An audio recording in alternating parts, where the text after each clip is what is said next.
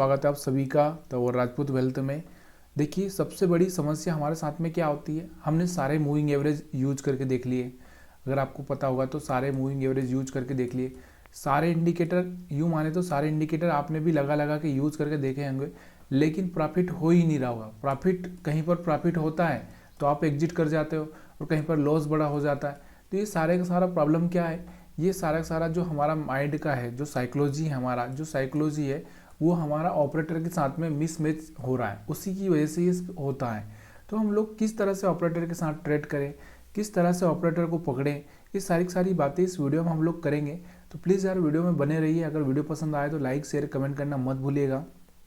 तो यहाँ पर आप देखो, ये चार्ट है, ये चार्ट आपके सामने दिखाई दे रहा है, ये यस्टरडे का ही चार्ट है। यस्टरडे का अनुभव आप करके देखिए कि यस्टरडे में आपको क्या हुआ था। मतलब यहाँ पर आप देखोगे तो 9 तारीख का चार्ट है, ये 9 तारीख का चार्ट है। तो आप इसको पहले देखो ऑपरेटर ने क्या किया था। 8 तारीख को अगर आप देखोगे तो ऑपरेटर ने क्या किया, पूरा का पूरा मार्केट यहाँ से गिरा दिया था, यहाँ से यहाँ तक ले आया था।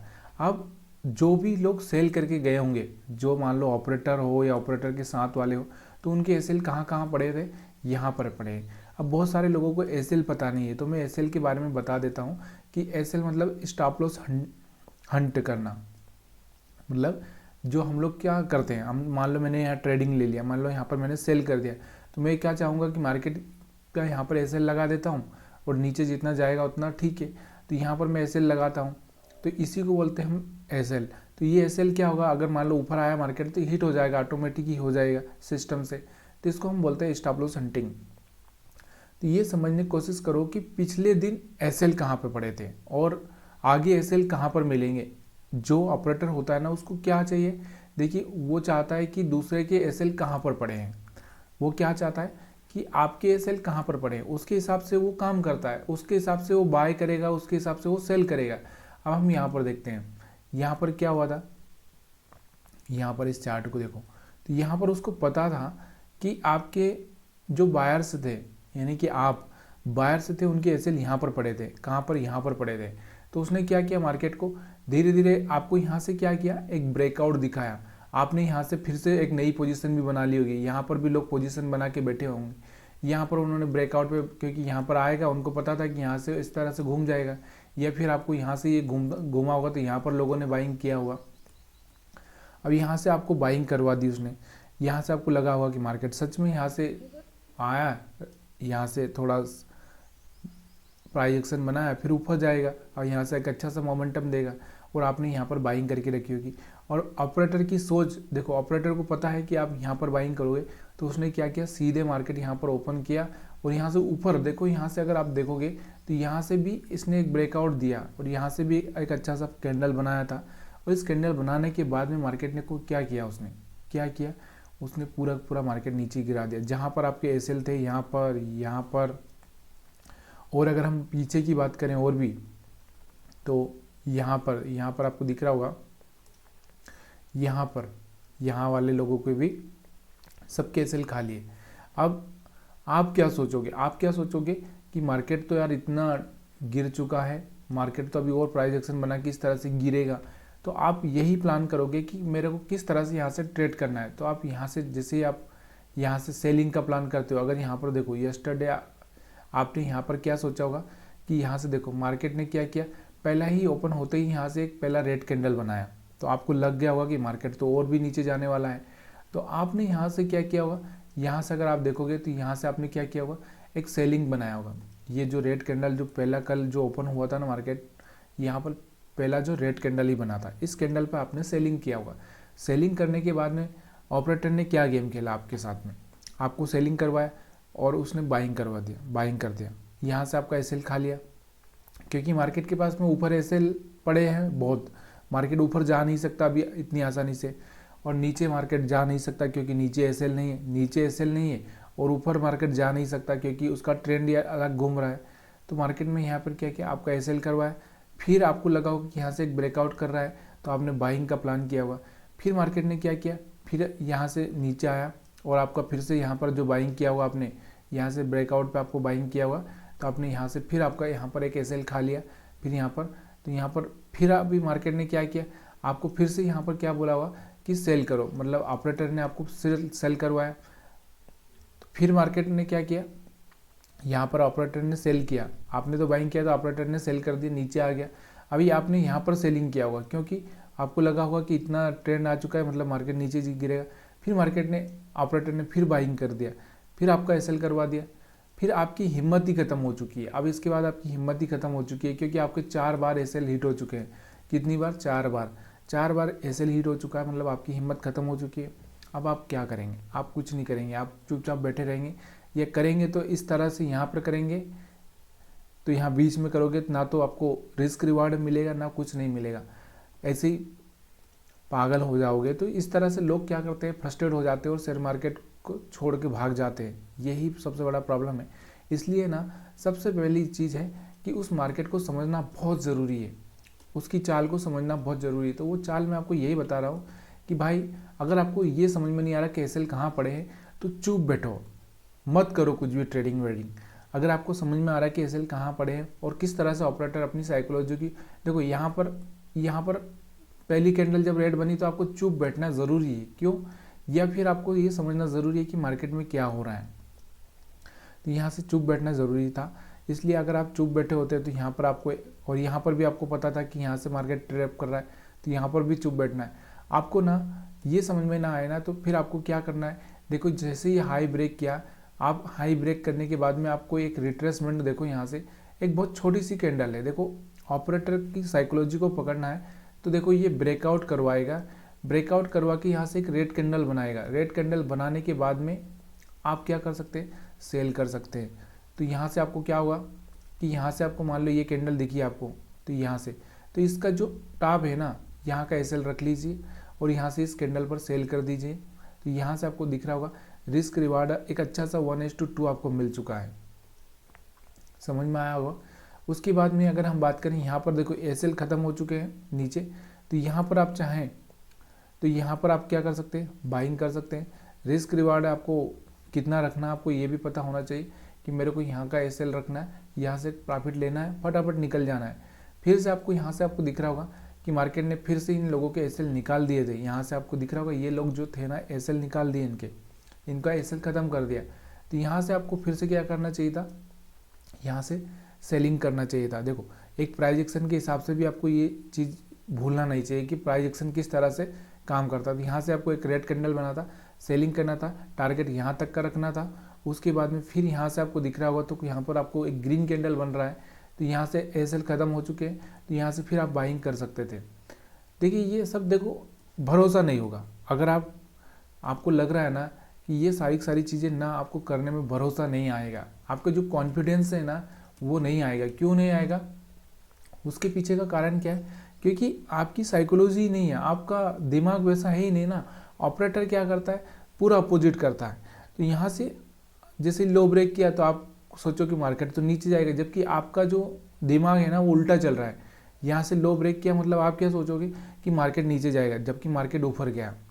अब यहाँ से आपको दिख रहा होगा मार्केट ने हाई ब्रेक नहीं किया, फिर भी मार्केट नीचे आ रहा है, फिर भी आपका साइकोलॉजी, आपको लगेगा यहाँ पर कि मार्केट ऊपर जाएगा। अब यहाँ पर आपको ऊपर लगेगा क्योंकि यहाँ से 2 ग्रीन कैंडल बन चुके हैं, तो आपको लगेगा कि मार्केट ऊपर जाएगा। लेकिन यहाँ पर 2 रेड बन गए तो आपको लगेगा कि मार्केट नीचे जाएगा। लेकिन आप समझ ही नहीं पा रहे हो कि ऑपरेटर क्या गेम खेल रहा है। ऑपरेटर की गेम खेलने को, इस चीज़ को समझना बहुत ज़रूरी है, तभी जाके आपको यहाँ पर समझना है। देखो ब्रेक किया, मार्केट ऊपर चला गया, फिर ब्रेक किया, मार्केट ऊपर चल गया। तो यहाँ से ब्रेक डाउन जैसे ही करता है मार्केट ऊपर चला जाता है। अब ये हमारा एक प्राइस एक्शन का पार्ट भी है कि मार्केट इस तरह से जाएगा और फिर मार्केट नीचे आए। और यहाँ से क्या हुआ, मार्केट को नीचे आना चाहिए था, इसका लो ब्रेक करना चाहिए था रेड कैंडल का, इसने ब्रेक नहीं किया। अब ब्रेक नहीं किया तो आपको सेल क्यों करना है यार, थोड़ा सा, या सेल कर दिया तो यहाँ का एसएल रखना है, उसके बाद चुप बैठना है। अगर यही चीज़ें है ना, हर बार मैं आपको समझाने की कोशिश करता हूँ कि अब यहाँ पर देखो, यहाँ पर आपको पता है कि यहाँ पर देखो, यहाँ से कुछ बायर्स आए होंगे, उनके एसएल यहाँ पर पड़े हैं, लेकिन मार्केट ने यहाँ पर देखो क्या किया, यहाँ पर मार्केट थोड़ा सा ही रिट्रेसमेंट किया नीचे की साइड में और फिर मार्केट ऊपर चला गया। क्योंकि आपको ये लग चुका था ना कि आप यहाँ पर सेल करोगे आप, क्योंकि आपको पता है कि आप सीख चुके हो क्योंकि 2-3 बार मार्केट ने आपको इस तरह से घुमाया तो आपको लगा कि मार्केट यार इस तरह से बिहेवियर कर रहा है, तो आप यहाँ पर क्या करोगे, यहाँ पर आप सेल करोगे, और सेल करोगे तो फिर आपके एसएल यहाँ पर रहेंगे, और ऑपरेटर को ये सब पता है तो वो यहाँ से आपका ये भी एसएल हिट कर देता है। तो ये सारी की सारी चीज़ें ना बहुत आसान हो जाती है जब आप एसएल हंटिंग समझ जाते हैं। एसएल हंटिंग मतलब स्टॉप लॉस हंटिंग प्लस, इसको हम एसएलएच बोल सकते हैं। तो स्टॉप लॉस हंटिंग प्लस यहाँ पर प्राइस एक्शन जब आप दोनों को मिक्स कर लेते हो, या फिर आप एसएल हंटिंग प्लस यहाँ पर स्मार्ट मनी कंसेप्ट जिसको हम बोल सकते हैं कि यहाँ पर जो हम ऑपरेटर की बात कर रहे हैं या ऑपरेटर की बात कर रहे हैं तो ऑपरेटर को बोल सकते हैं। तो यहाँ से आपको मैं यही समझाने की कोशिश कर रहा हूँ कि सबसे पहले ना आपको क्या समझना है। देखो, समझना ये है कि ऑपरेटर का साइकोलॉजी समझना कि ऑपरेटर को क्या चाहिए। ऑपरेटर को क्या चाहिए, ऑपरेटर को चाहिए एसएल, ठीक है, एसएल। अब वो आपके हिसाब से तो चलेगा नहीं, आपको उसके हिसाब से चलना पड़ेगा, उसके साथ में चलना पड़ेगा, तभी जाके आपको उसका साइकोलॉजी समझ में आएगा। लेकिन हम क्या करते हैं, हम या तो इंडिकेटर के साथ चलते हैं या फिर हम अपने दिमाग से चलते हैं कि हमको क्या होता है, हमको 2 ग्रीन कैंडल बन जाए, मान लो 2 ग्रीन कैंडल बन गई तो हमारा जो साइकोलॉजी है ना चेंज हो जाता है।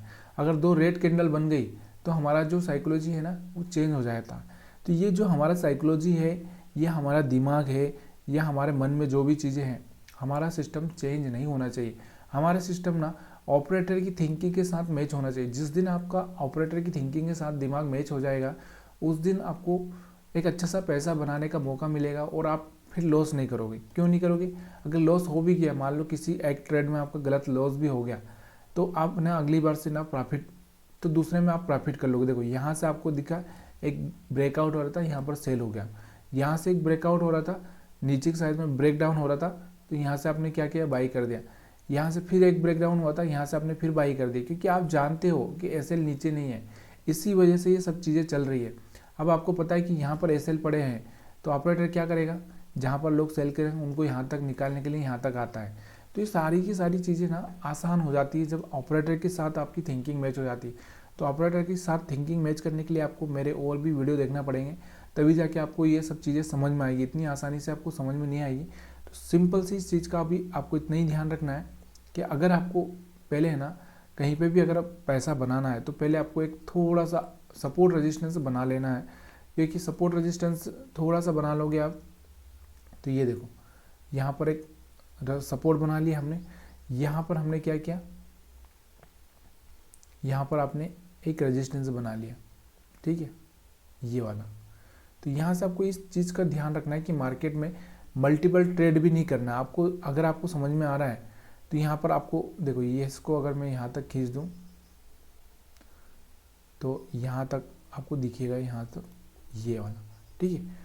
तो यहाँ से आपको ये समझ में आना चाहिए। अगर मैं यहाँ से इसको ऊपर उठा देता तो फिर ये थोड़ा सा गलत लगता, या फिर आप इस तरह से भी रख सकते हो, कोई प्रॉब्लम नहीं है। देखिए, आपको समझ में आना चाहिए कि सपोर्ट एक्चुअल में सपोर्ट कहाँ पे है और रेजिस्टेंस कहाँ पे, इस चीज़ को भी आपको समझना बहुत ज़रूरी है, क्योंकि यही ऑपरेटर का खेल है। लेकिन एक चीज़ और आपको याद रखनी चाहिए, यहाँ पर मैंने आपको यही बताया कि भाई अगर आपको ये थोड़ा सा डिसाइड करना है कि मार्केट कहाँ पर, थोड़ा सा इसको RSI आप थोड़ा सा लगा लेंगे तो इसमें कोई फ़र्क नहीं पड़ जाएगा। अगर RSI को अगर 2 मिनट देख लोगे आप, तो मैंने आपको बहुत बार बताया कि यहाँ पर आप सेटिंग कर सकते हो।